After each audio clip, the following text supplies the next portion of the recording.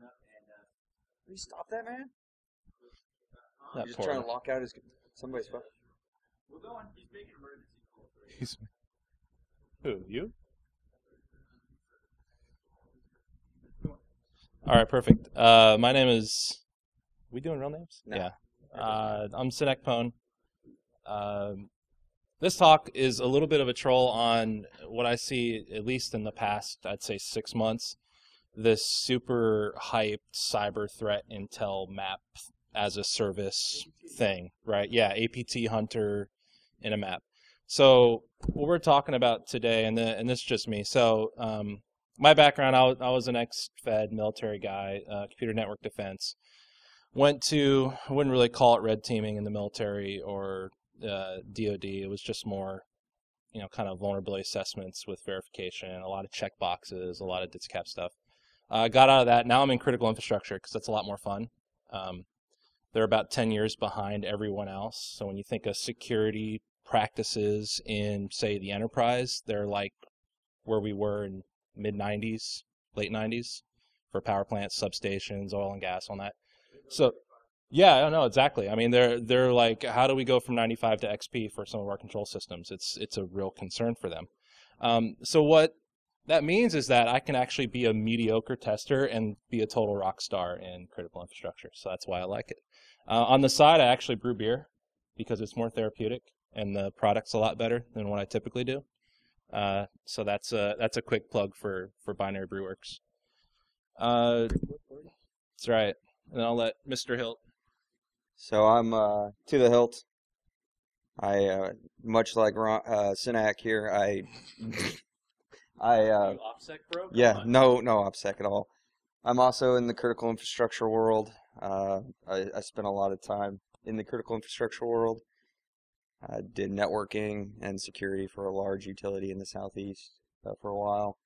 And by day, I'm a researcher and consultant at a practice that specializes in industrial control system security.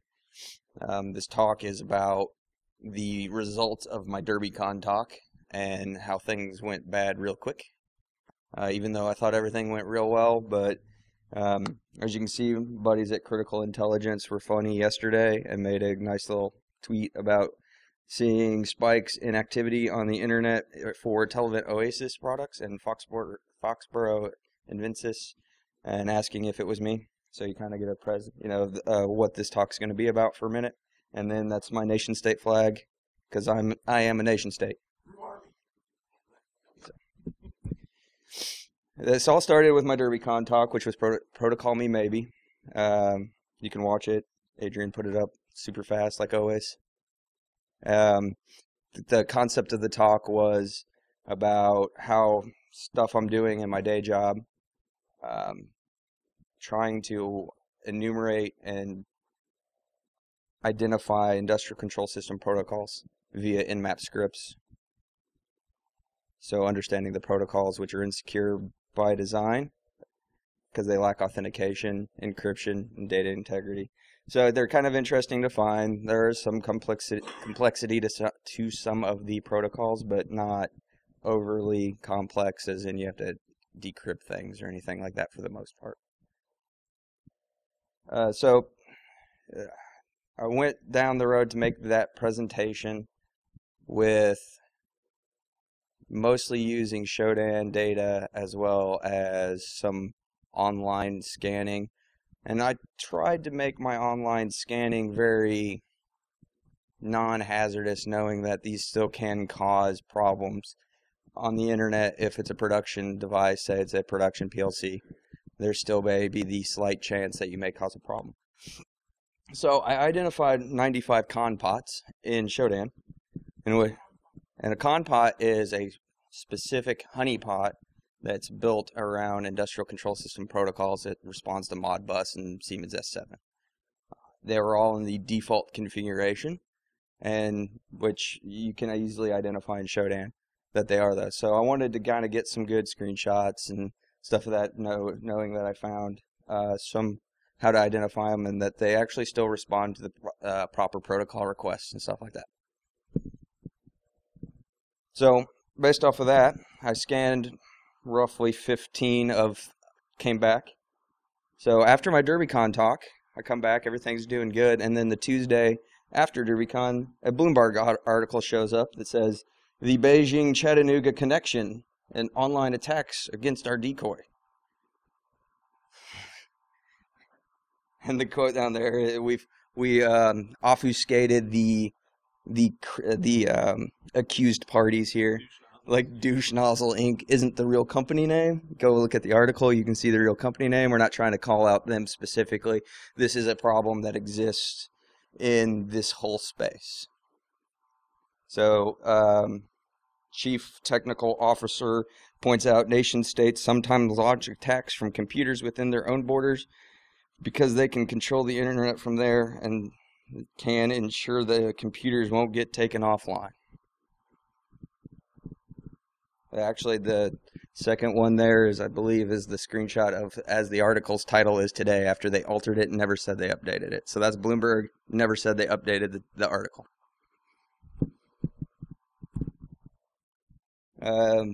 Nice nice slide here, or the graphic that they put in there that, you know, Beijing's up there with 37 probes or something like that, and Chattanooga with 35. Which is interesting. So once you start breaking down the protocol, and I just already said that I've scanned 15 devices. There is roughly 2 probes per device that I send with my script. So apparently they captured some of the ping requests as well and considered those probes. But there should have been roughly 30 probes that I can account for. So then, after DerbyCon, it's all coincidental because if it had happened any other time, I think everybody wouldn't have cared. But Steve Reagan at CSO Online happened to actually know of my talk and pinged me immediately, knowing that I lived in Chattanooga and I had just given a talk on finding honeypots on the internet and just talked about it at DerbyCon. So he pings me and says, "Hey, what do you think? Do you think this could have possibly been you?" Kind of thing. And so he reached out to Douche Nozzle Inc. and to me, and we started talking back and forth between him. And some of the quotes that he got from them were pretty awesome. The scans were honeypots. The scans were 2 honeypots, so there is no reason for any traffic to be going to these systems, is actually something they said to him. We found absolutely nothing almost nothing publicly available about this IP.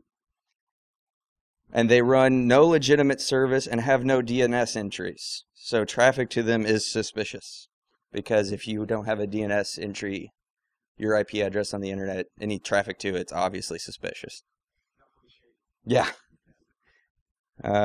Especially to traffic TCP port 102 that conforms to the S7 COM spec. They later said that they know of no other service that runs over TCP 102, which if anybody knows anything about TCP 102, it's an it's an ISO standard port, so all of the ISO related control system protocols use TCP 102. There's roughly, I know of 5 or 6 that will speak only over TCP 102. So short story. Yeah. You still have your job. Yes, I still have my job. You're still employed. So these are supposedly, at least when you go read their marketing brochures, I mean, these are next-gen, advanced, persistent. Yeah, right. I mean, these are the multi-billion-dollar companies. They're going to sell you $1 million a year as a service to go track down these threats, the Chinese threats, the Chattanooga threats, whatever, right? The problem is that they're just seeing what's marketable, what's sellable, right? So if they get 30 pings from China, it's, oh my God, we're under attack from China, right? They're not providing what I consider to be real threat intel. Now, from my DoD background, even though I worked in intel agencies, I wasn't an analyst. I was just like, IT support geek guy for intel analysts. But being around them, real intel is not this crap, right? And I know this sells, and believe me, this is cool, and I know it's hard to see. So I'll go through these. I know it sells. I know diagrams, charts and graphs, dashboards. That's what gets the execs like super excited about buying stuff, right? Because it's data visualization. We have all these pings from China, and can we cross correlate that with command and control servers and all this other BS, right? The funny thing is that they're all just using open source stuff. So stuff that you guys code that, you know, Steven, I'm sorry, to the hilt codes. Thanks, bro. Do you even know? Where they're just reusing shit.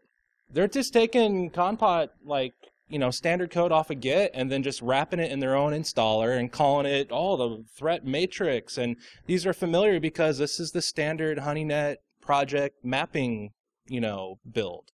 You got threat stream. Oh my gosh, you know, it's attacks from here to here and by our service. This to me is not threat intelligence. It's data visualization, right? There's some other ones, NextGov. I mean, everyone has these, right?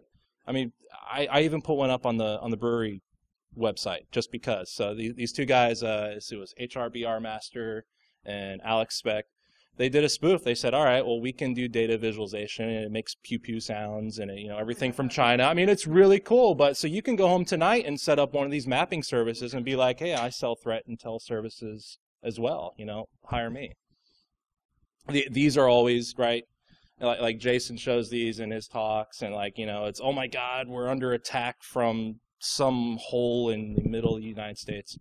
It's just, it's meaningless data. It's not, like, it's cool data, and it's interesting to see, but as a perimeter defense guy, as a blue teamer, or even as a red teamer, I'm not getting anything out of that. I'm not getting tactics and procedures out of that. I'm not getting trends, really. It's like, oh, wow, we have scanning and probes from China. If any of you have set up any kind of device online, you know you're going to get probes all the time. So what is that really telling you? What? Quiet. PCI.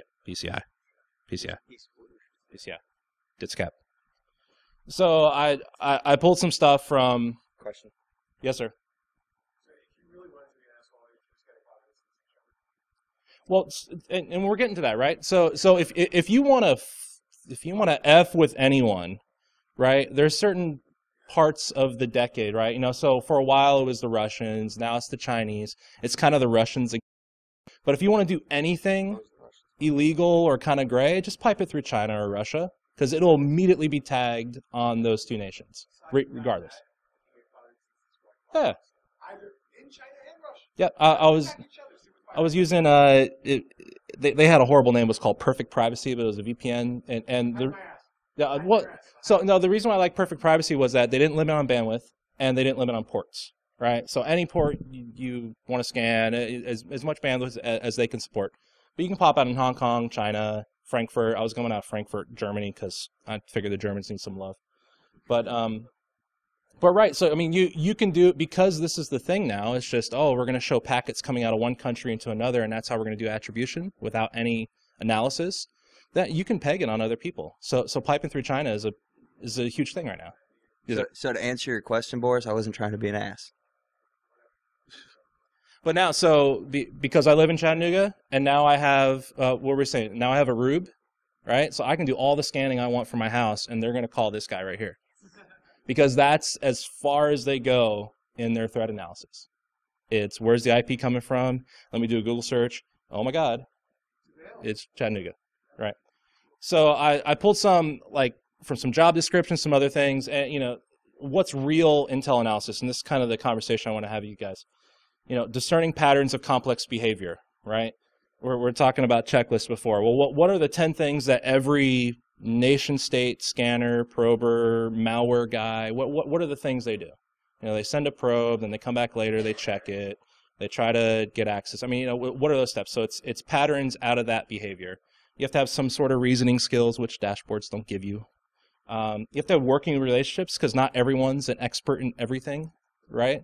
So there may be cultural things, there may be regional or local things, where you're saying, like, you know, we're from the Southeast, so maybe we just know things about the Southeast, or if you're West Virginia, you may know things about, you know, certain things in West Virginia that wouldn't be readily apparent from some corporate Borg in San Francisco trying to sell you, you know, threat intel.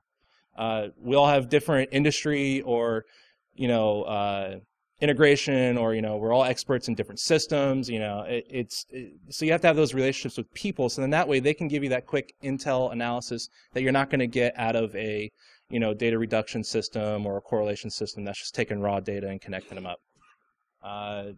Kind of the hacker mindset, intrigued by questions. Why are these things happening? Not just that we're getting probes from China, but why are we getting probes from China? Is this any different from any other freaking day? Being able to ask those questions, then finding meaningful patterns in the meaningless noise. So what we're getting right now, at least from what I'm seeing, because I'm not paying for these services, I'm just seeing what crap they're putting online to try to sell it. We're just getting a lot of meaningless noise that happens to be pretty, right? It's not really helping us at all. Yes, PCI. So again, Boris can be your boss. I highly recommend it. So again, data visualization is not intel analysis. Not saying that data visualization is bad. We need it. We need it for a certain level of executive to either prove or validate or justify why we just spent millions of dollars on a system to defend our perimeter. But it's not intel analysis. So I hate to admit it, but I'm kind of in marketing now. So I love the hell out of my Magic Quadrant, right? Because it's such a BS piece of marketing material. But what we can use it for is when you look at threat actors and how they act, there's different levels, right?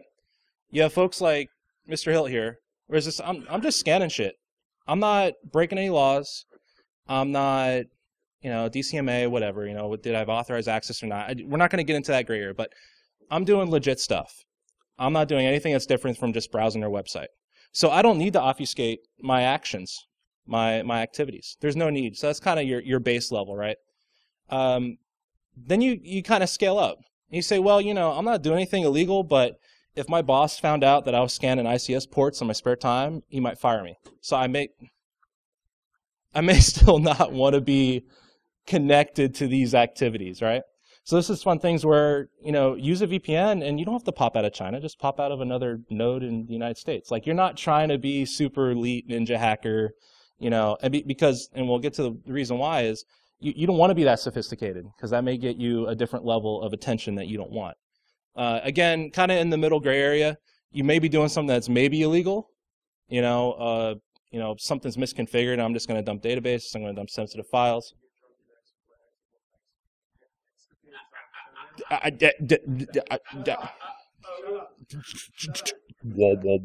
PCI. Right, these are the things that are gray. You don't want to be connected to them. They may be illegal, but the impact is still basically benign, right? You're not bringing down systems. You're not going to go to Pastebin and dump everything. You're doing it either to prove a concept or to try to get a job or whatever the case may be, but it's mostly harmless.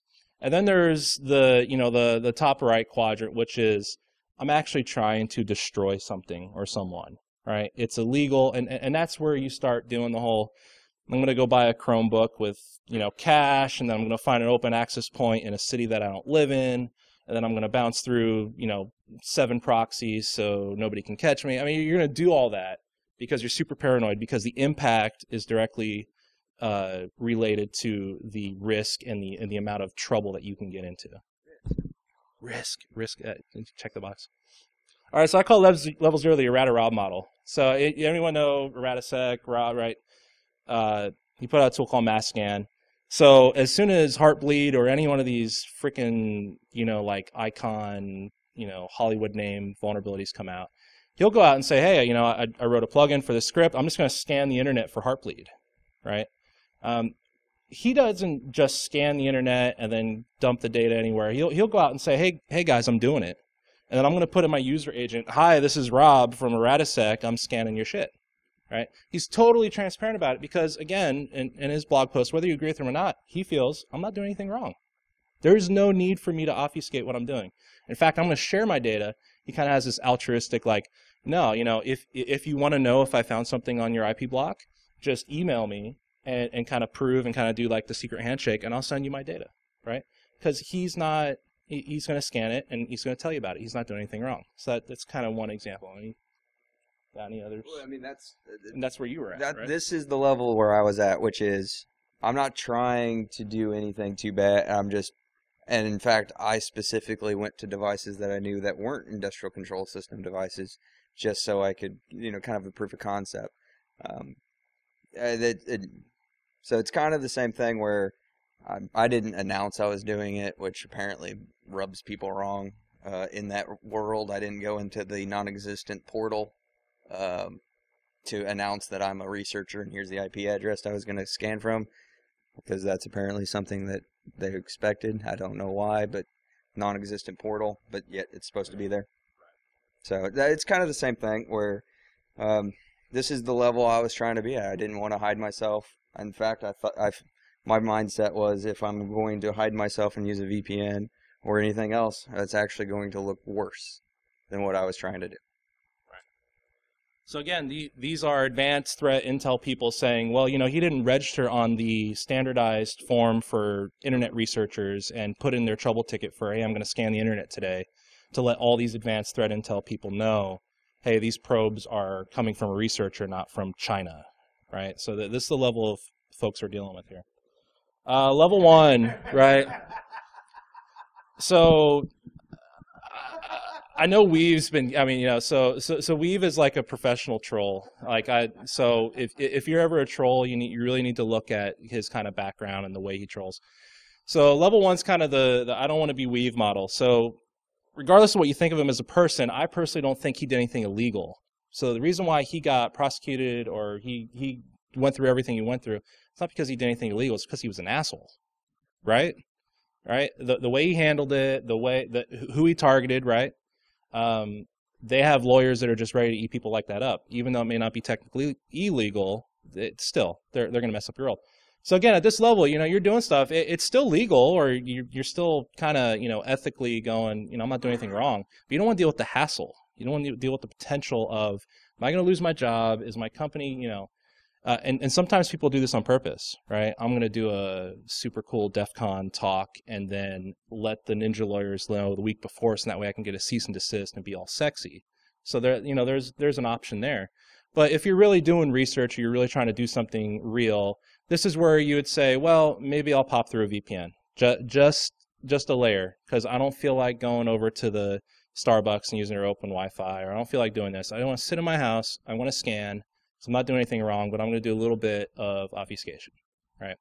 So there are tons of ways to do this. You can, different VPNs. You can use Tor. You can, there's different plugins for Chrome like Ola and stuff, where if you just want to browse to a website or go to an open FTP and you don't want to peer from your ISP, there's ways to do it. And it's a lot of CYA for not a lot of effort. So that's kind of what you're at here.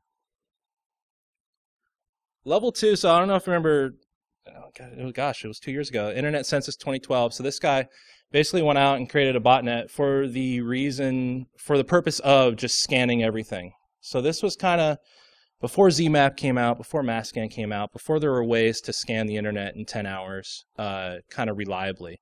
It was, well, let me go out and use illegal tactics, exploit known vulnerabilities, and I think it was embedded systems, right? And then not use them for, DDoS, not use them to propagate malware, but I just want to scan the internet more efficiently than I can for my house. So this guy did it. He didn't come out and say who he was, because he was using kind of gray legal tactics for mostly altruistic purpose, right? It was mostly harmless. It was just like almost like a master's degree kind of thesis, right? How can I scan the internet and do all this data visualization? So again, that's where he didn't come out and say, hey, this was me, I did it, come hire me for your company, because he or she was using illegal tactics. And then you have this stuff, right? Now I love Brian. I have like a man crush on Brian Krebs, by the way. He's totally cool, because he's one of the few folks where you think of, all right, he's doing intelligence gathering for his industry. He's going to the forums. He knows how they process that data, how they package and resell credit card data. He's working with the banks and the payment processors to try and identify. And if it wasn't for him, we wouldn't know about the Home Depots of the world and the Targets of the world, because he's the one that's going in there saying, I'm seeing all these credit cards and I'm doing the data analysis. And it looks like all these cards are coming from Home Depot. What the hell, right? The problem is that when you do stuff like that, then people come after you. So he was swatted, and if you know what swatted is, it's, you know, the call is coming from inside the house type scenario. You know, it's hey, if you don't give me $10,000, I got Brian and his family locked up in the closet. I'm going to start executing them, you know, one every hour.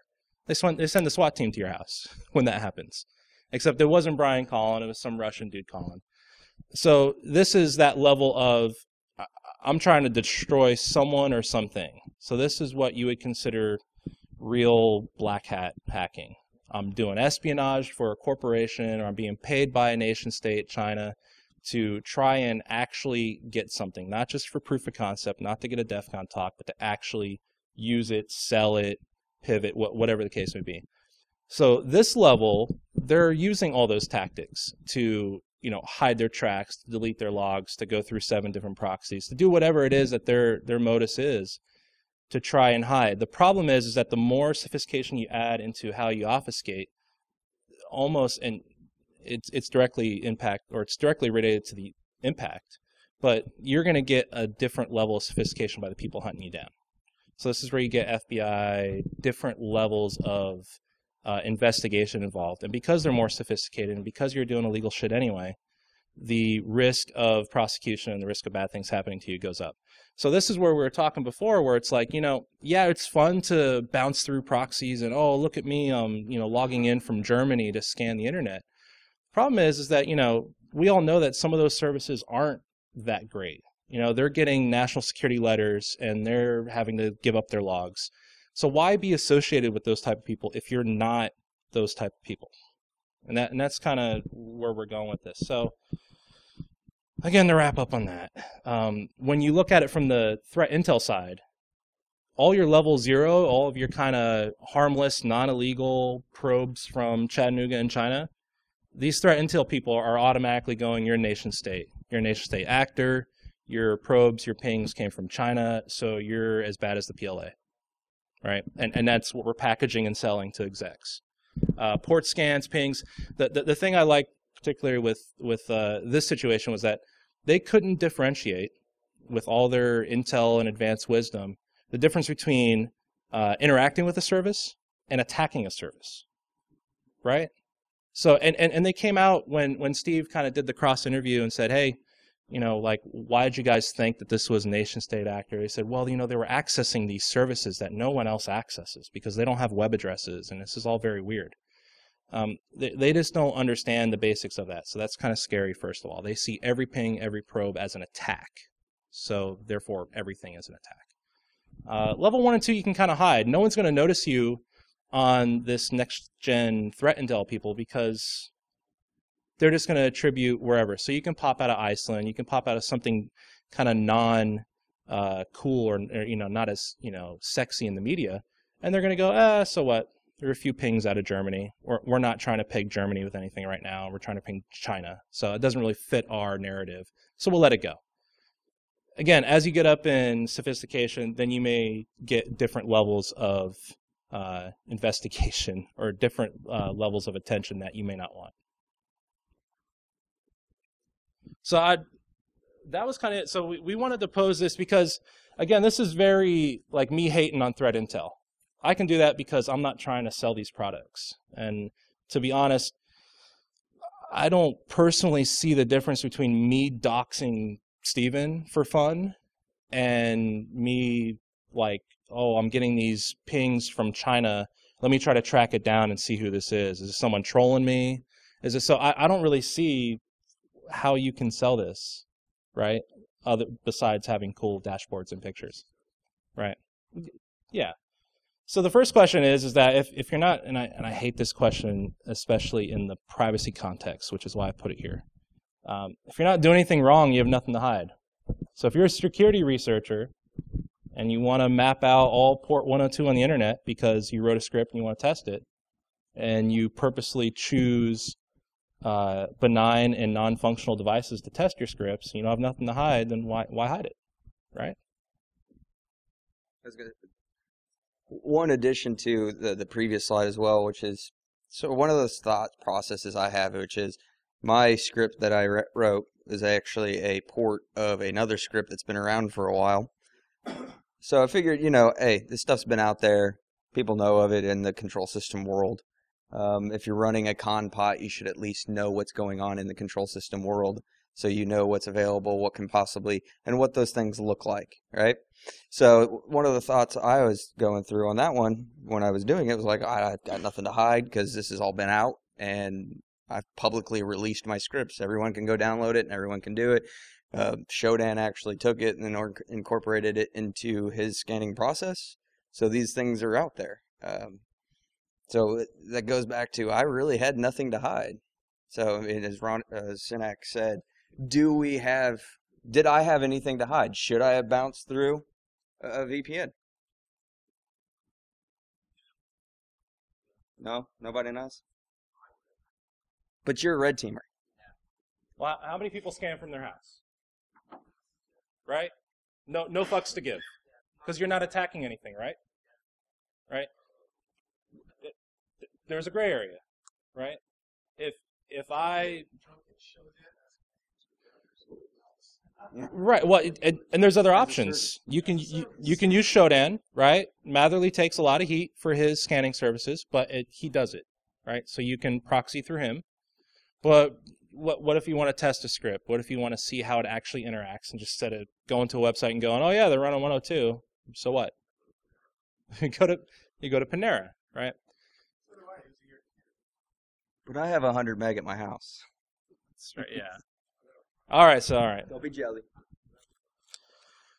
All right. So for the feds in the room, so threat intel is a intelligence services kind of DoD. That's a term that us, oh my God, cyber people don't really use too much, except recently. What is actually real threat intel?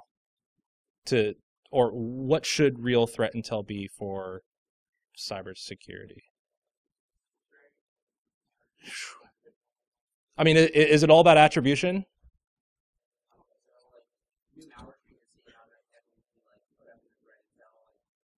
So like having anomalous traffic, here's some logs, here's some signatures, right? But they're not selling that's like information sharing. They're not selling log services, right? They're selling. So there was an interesting discussion on does it really matter who's attacking you if the techniques they're using are so basic that there's nothing advanced, there's no new signatures to put out, it's not a new piece of malware, it's SQL Slammer, right? Oh my God, we got infected with SQL Slammer. Does it really matter if it was China or if it was West Virginia or if it was China at that point, or Germany? It doesn't, right? Or China, PCI. Or Chattanooga. So if threat intel is threat intel really information sharing? Because that's kind of a hot button thing with, does the DoD government, can they protect private enterprise, right? And how are the private enterprise, especially in critical infrastructure, how are the utilities going to share data about attacks that are happening? And is it the government's responsibility? So I don't know. I mean, that to me is something I've been struggling with, because what they're selling is not, to me, threat intel. Threat intel is that human in the loop. It's, hey, I understand this system or this region or this technique so well that, yeah, throw it into your SIM, your analysis, whatever. But I'm able to look at it and say, yeah, that's something I'm familiar with. That's malicious. That's benign. To be able to make that assessment on the fly. Things like, every now and then I'll get on Twitter, I'll get a DM from someone saying, hey, I found an open FTP and there's a whole bunch of SCADA shit on there. Can you take a look, right? So open FTP is bad, but that's like a lower informational on your Nessus scan, so no one's fixing that shit anyway, right? But he doesn't know enough about SCADA to look at all the diagrams and everything to know whether or not it's a big deal. It's just PDFs and designs and stuff. So someone like me or someone like Steven can go through and look at it and go, nah, it's not a big deal. This is publicly available information they have to put up for their public utilities, whatever. Or you can go through and say, yeah, all those PDFs, it had all of the configurations for all the PLCs, all the ladder logic, how the networks were connected, how remote access was handled, schematic. I was finding, we're talking about getting floor plans for red teaming and physical. I mean, engineering groups are bad. They did the engineering for that building, so I was finding engineering and floor plans for SCIFs, like where it's not technically classified, but holy shit, it shouldn't be on the internet, right? So you got, and that's what threat intel is to me, is that feeling where you go, you know what, this is technically compliant, PCI, right? But this doesn't feel right. I need to tell someone about this. This is bad news. That to me is threat intel, so or real threat intel. So how we apply that to our industry, I think is still yet to be seen. So at this point in time, going back to my story, which is I don't really care too much about threat intel. What bothered me the most about all of this was if you're going to do shiny graphs and shiny things for the CSO level, don't go write a Bloomberg article about things you don't know. Just don't do it. It made them look bad. It made more news, and it just, whether you're going to sell yourself as a threat intel, at least have real threat intel, or just don't go write articles about whatever you're trying to see. Right. So for me, stuff like this, the warning here is, especially as a marketing guy now, it's really tempting to go out and do FUD pieces, right? Oh my gosh, utilities are under attack, buy our shit, right? You have to know what you're selling, and I don't think the people I showed you there know particularly what they're selling yet. That's just my opinion. We kind of are this, but is threat intel useful? If threat intel is just attribution, is it actually useful to anyone? If you're sharing signatures, you're sharing logs, you're sharing, hey, I always get these type of probes at this time on these systems, and you want to share that with your peer organizations just to give them a heads up, yeah, I can see that. But does anyone actually use threat intel services in their organizations? You do it for research, though. Yeah. How are people? Well, yeah. Our belief is that we can do like our project stuff. I mean, is this like Star Wars, like angle the deflector shields type shit? Like, hey, we're seeing a whole bunch of stuff from this IP block, so let's either put in rules or something to give a little more attention to that IP block, or Yeah. Typically they use it to like figure out where we have like step up our detection Mhm. kind of stuff. We're like, oh, like everyone's getting attacked with this thing. Let's start proactively setting up like flags for this so we know when we finally get it as well. so resource prioritization, right? You only have so many resources, you only have so many eyes on console. That's a good one. And I'm not trying to sell threat intel. I think it's a cool concept. I just think it's being implemented poorly or being marketed poorly right now. Meaning that I think it's much more person intensive than it is data visualization intensive. So I mean, we could be wrong on this. Maybe it's not completely worthless. Maybe it's just mostly worthless right now, and that's something we can bring back to the community. I don't know. I'm usually wrong. So. Yeah, that's a guy screwing a donkey. Just FYI. Not a goat. PCI. Not a goat. PCI. All right, that's it. Any questions, comments? Yes, sir. Have you actually seen any threat intel like streams that are like working like So the problem is that everyone markets the worth it threat intel you have to pay for. So there are services like even from like ICS cert, US cert, critical intelligence.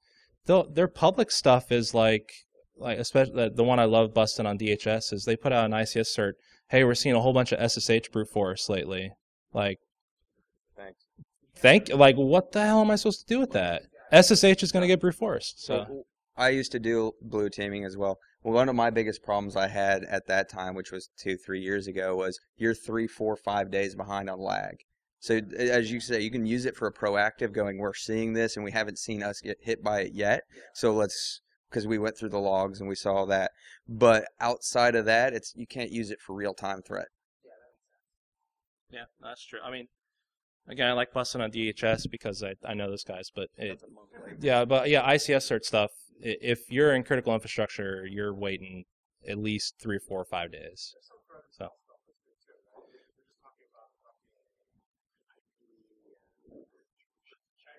Yeah. So that's actually a whole nother field. So your semantics, your Verizon, DBIR, like that kind of stuff. I think that stuff's cool. I don't think that's threat intel. Well, it's more threat intel than what I was showing before, right? So they're probably getting cannibalized, and like you're saying, they got to rename it in order to keep with the times. But that shit's actually useful, right? Because you don't have, as an organization, thousands of sensors around the world getting slammed with new variants of malware all the time. You don't have the resources to set that up. You shouldn't be setting it up. I've been in some organizations who are like, we're going to do malware analysis in-house. Yeah, don't do that, right? That's a bad idea. There are people that do that 24/7. Just pay for them to do that. That's actually a hard thing. So no, that stuff's good, and it's actually useful, and that's why the antivirus people are still in business, personally. And it's not because of their scanners and that kind of crap. It's we have the horsepower to get to that stuff quicker than you could ever get to in-house. So that's why they're still in business. But yeah, no. So notice Verizon, Symantec, all those guys, they don't have their threat intel Kaspersky dashboard, right? Maybe they should. Maybe it'll help sales. I don't know. So. Or maybe they're just not using the open source ones that we can find online. Yeah, they're not pipping HoneyNet maps, right? And selling it as their own. Anyone? Questions? Awesome. I know you got a bunch. It's a little rough, but that's why you pay the extra for commissary to get the shower gel, so you don't drop the soap. Oh yeah, yeah. No, he's in the women's prison. I'm in the men's prison, so we're actually. That's right. It's the hair. All right, so I think Rob, didn't you have an announcement? We're gonna. There's a schedule stuff, and we're gonna go play in the back, and no. All right, then screw it. Yeah. All right, thanks, guys. Appreciate it. Yeah. I like the wine mixer.